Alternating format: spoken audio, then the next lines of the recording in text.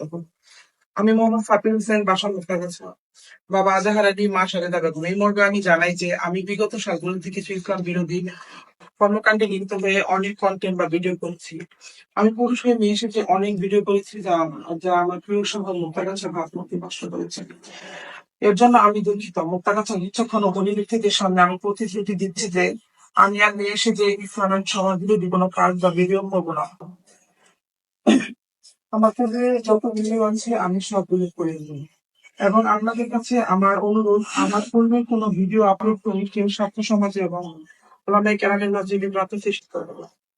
আমি অনুতপ্ত হয়ে বিজ্ঞ ওলামায়ে কেরাম এবং ছাত্র সমাজ, বিশেষ করে মুফতি আব্দুল হালিম সাহেবের কাছে উপস্থিত হয়ে আমার টিম সহ তবা করা।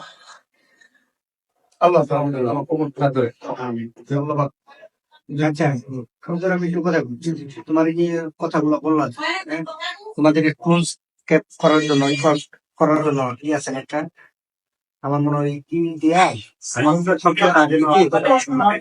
লাইভ চলতেছে তো এটা তো আলহামদুলিল্লাহ, আল্লাহ পাক আমাদের সকলের তওবা এবং তোমাদের তওবা কবুল মঞ্জুর করুন। এবং আমি সকল মুক্তাগাছাবাসী ভাই বোন এবং বাহিরে যারা আছেন ওনাদের মঙ্গল কামনা করছি এবং ওনাদের প্রতিশ্রুতি অনুযায়ী ওনাদের ভিডিও গুলো আপনারা ডিলিট করবেন।